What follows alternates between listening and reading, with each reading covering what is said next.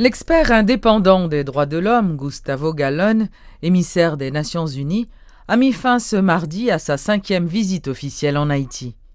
L'expert, qui était venu évaluer la situation des droits humains dans le contexte politique actuel, propose que des efforts additionnels soient centralisés sur l'analphabétisme, la détention préventive prolongée, l'impunité, les violations des droits humains du passé, les victimes du choléra et l'absence d'élections. M. Gallón considère que ces 5 aspects sont les plus urgents et ne sont pas impossibles à surmonter. La situation continue à être pareille dans les domaines que j'ai observés. C'est pourquoi j'ai réitéré les recommandations. Vous avez mentionné la situation dans les prisons. Non, la situation dans les prisons continue à être très difficile. Je ne vois pas de changement de substance. Cette fois-ci, comme je l'ai dit, j'ai visité l'une des prisons qui est dans les meilleures conditions, qui offre les meilleures conditions pour les personnes détenues. Et oui, par rapport à d'autres gens, les gens de la prison de Croix-des-Bouquets est un endroit mieux organisé. Le taux de surpopulation n'est pas aussi haut que dans les autres prisons, qui est absolument impossible d'accepter. Mais quand même, comme je l'ai dit, il y a un degré de surpopulation de 50%. Les cellules sont habilitées pour avoir 8 personnes, elles en ont 12. Certainement, il y a des lits en béton, ce qu'on ne trouve pas ailleurs. Et dans ces lits, pour 8 personnes, il y a 12 personnes qui s'accommodent. C'est pas bien, c'est pas comme ça les conditions, mais il y a la comparaison avec d'autres endroits où dans ce même espace, il y a 40 personnes, oui, c'est différent. Mais ça a été comme ça, d'après les informations que j'ai avant et maintenant. C'est-à-dire la situation ne s'est pas améliorée, la situation des gens en prison est très difficile, la situation surtout des personnes en conditions de détention provisoire prolongée, oui, reste très élevée. Et la plupart des gens, 72% des personnes sont dans ces conditions. Partout, l'analphabétisme n'est pas dû à la faiblesse du système judiciaire, l'absence d'élection, pas non plus. La situation des personnes déplacées dans les camps, que je mentionnais, pas non plus. Mais certainement, le problème des gens dans la prison, la surpopulation, la détention provisoire prolongée, l'impunité aussi. Le sénateur Andris Richer, qui était l'invité à la rubrique Le Point de ce mardi, dit avoir fait l'objet de menaces et adresse une mise en garde aux partis qui seraient tentés d'instaurer une politique de violence dans le pays qui ne saurait supporter le retour de certaines pratiques politiques anciennes. L'élu de la Grand'Anse est en faveur d'élections rapides qui déboucheront sur la mise en place d'un pouvoir légitime. L'on prend tout gouvernement passé, qu'il était Norfi, qu'il était tout gouvernement passé. Moun ap disparaître, moun ap mourir, y a besoin de moun sous pile fatra. Même capable de dire que il y a eu un petit moment de répit. Il y a eu un petit moment de répit pendant 5 ans matéria. Côté que faut compter sous douette pour ta joindre moun qui était mouru pour conviction politique pendant période ça. Donc ça t'est venu à calmer. Mais maintenant quand j'ai dit que m'pas ta remé retourner sous statu quo ante. Et moi, je l'ai dit directement à M. Privert. Moi, je dis, M. Privert, la seule question qui me préoccupe, est-ce qu'on peut recommencer au statu quo ante, ben désordre qui toujours fait dans le pays, sans contrôle et sans projet.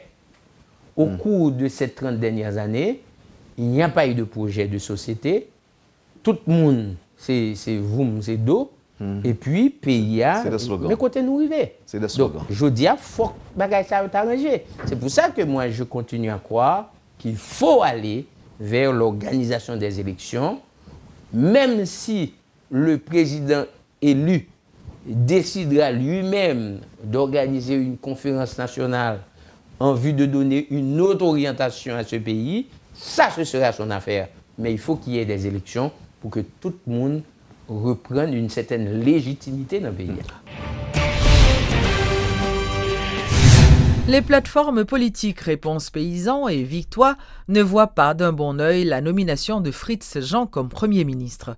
Ils encouragent le président provisoire à respecter l'accord du 6 février dernier, les responsables de ces deux structures politiques. Et dans ce sens, ça nous dit, M. Privert, ou son président provisoire, ou si on accord, dans pile des ordres qu'a fait pour qu'on parlementaire, pour bailler gros l'argent, même dire c'est bien côté mal calculé. Il y a des gens sérieux dans le Parlement, ils ne pas prendre gros sac d'argent pour joindre un accord pour voter Fritz Alphonse Jean, qui sont Premier ministre, qui passent en bas fil, qui sont Premier ministre qui ne va gagner pour le revoir avec accord, qui sont Premier ministre qui ne va gagner pour le revoir avec la Constitution, parce que M. Privert, il trompé tout le monde qui était l'autorité pour devenir président provisoire, il trompé accord. Maintenant, nous-mêmes nous disons, M. Privert, il n'a pas fait un jour en plus, mais il a fait plusieurs jours en moins. Allez bien, ou pas faire un jour en plus, mais il a fait plusieurs jours en moins de accord de 120 jours qu'on gagne dans le monde. Donc, nous demandons respect à l'accord de façon scrupuleuse.